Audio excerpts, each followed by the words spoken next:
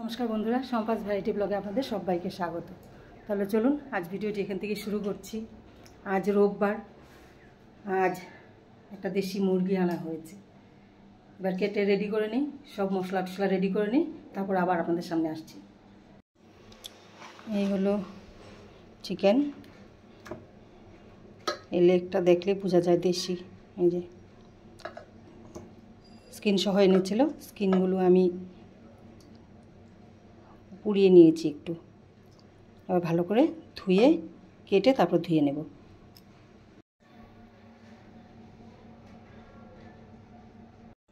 মাংস কেটে ধুয়ে নিয়েছি, আর মাংসটা খুব তেল আছে, দেখুন না, একদম পুরো হলুদ হয়ে আছে। এই দেখুন, এই দেখুন পুরো তেল। মাংসটা খুব ভালো। তাহলে এবার আমি কড়াই বসিয়ে দিই। বন্ধুরা, মাংস ধুয়ে পরিষ্কার করে নিয়েছি কেটে কুটে। এবার আমি মাংসটা আজ একটু অন্যরকম করে করব। প্রতিদিন কড়াই পেঁয়াজ টেয়াজ ভেজে তারপর করি, আজ একটু মেখে করব। তাহলে প্রথমে আমি দিয়ে দিচ্ছি 3-4টে তেজপাতা। এবার দিয়ে দেব হলুদ, পরিমাণ মতো হলুদ আর নুন।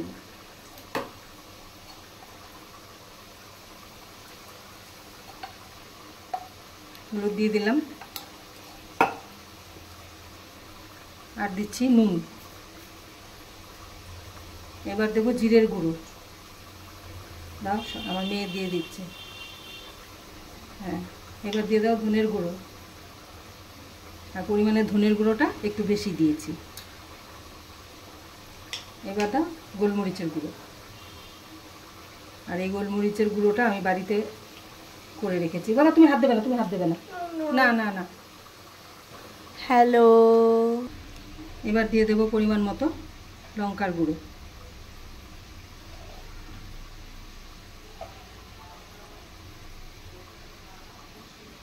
এবার দিয়ে দেব পেস্ট করে রাখা আদা, রসুন আর ছোট সাইজের 2টো পেঁয়াজ।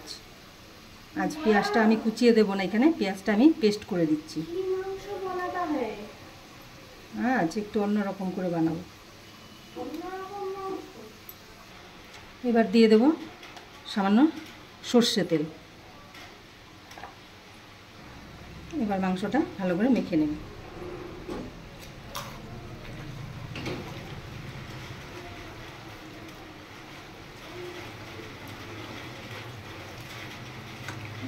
হাত যা জ্বালা করবে আজ। আর এই মাংসটা যত মাখা যায় তত মাংস রান্না করার পর স্বাদটাও বেড়ে যায়।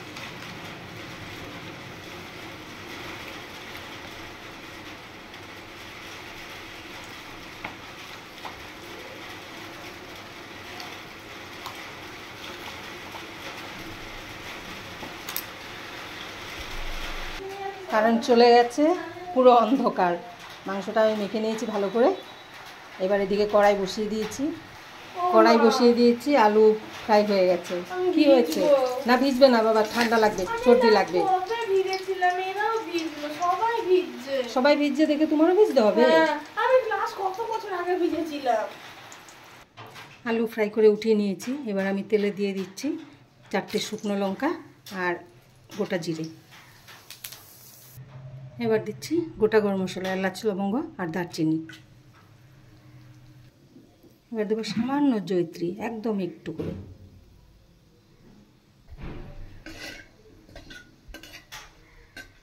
কারেন্টটা চলে গেছে, পুরো অন্ধকার হয়ে গেছে।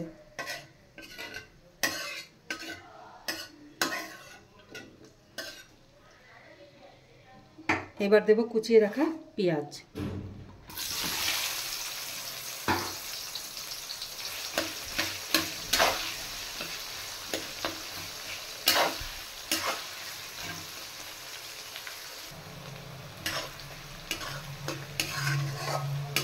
পেঁয়াজটা ফ্রাই হয়েছে কিনা ভালো বুঝতেও পারছি না, কারেন্টের জন্য খুব অসুবিধা হয়ে যাচ্ছে। অন্ধকার,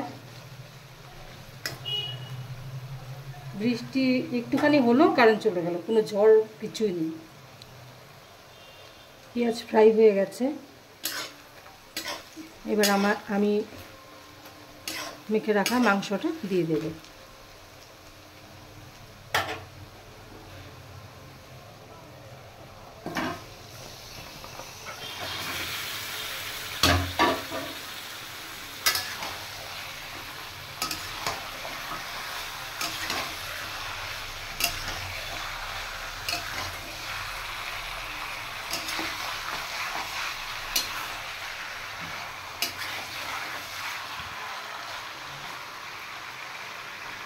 এবার সামান্য গামলাটা ধুয়ে জল একটু দিয়ে দেবো। ভালো করে মাংসটা কষিয়ে নেব।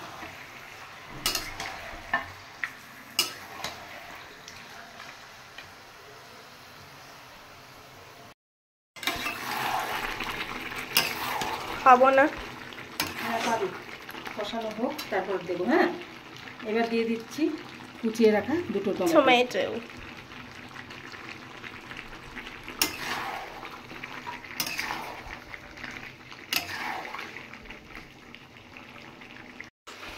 মাংস কষানো হয়ে গেছে, আর ওদিকে আমি গরম জল দিয়ে বসিয়ে দিয়েছি। এবার গরম জল দিয়ে দেবো। কখন খাবো? হ্যাঁ দেবো, ওই যে এখনই উঠিয়ে দেবো। দাঁড়াও, আমাকে এইটুকুনি দেওয়া হয়েছে। দেশি মুরগি না, সেদ্ধ ভালো না হলে চিবোতে পারবে না। এবার আমি জল দিয়ে দেবো।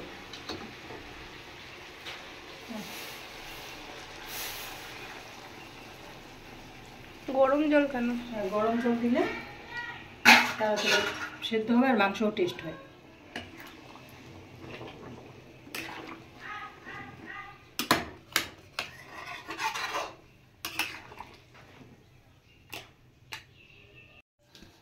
জল দেওয়া হয়ে গেছে, এবার ভেজে রাখা আলুটা দিয়ে দেব।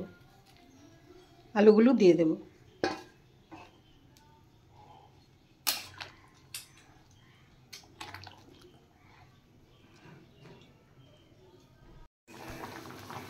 দেশি চিকেনের ঝোল হয়ে গেছে। এগুলো দেখলেই বোঝা যায় দেশি চিকেন না ব্রয়লার। একদম পুরো ঠিকঠাক হয়ে গেছে। আমার মেয়ে আর মেয়ের বাবা খেয়ে দুজনেই টেস্ট করে নিয়েছে আগেই। এবার দিয়ে দেব গুঁড়ো গরম মশলা। আর গুঁড়ো গরম মশলাটা আমি বেশি দেবো না, কারণ গোটা গরম মশলা দিয়েছি ফোড়নে। ব্যাস, আর দেবো না। এবার আমি নামিয়ে দেব, হয়ে গেছে। তাহলে বন্ধুরা, আমার রান্না কমপ্লিট। আর দেখলেন আজ দেশি চিকেন রান্না করেছি। মেয়ে চান করে এসছে এইমাত্র। চান করে পুজো দিলি? চান করে পুজো দেওয়া হয়ে গেছে মেয়ের।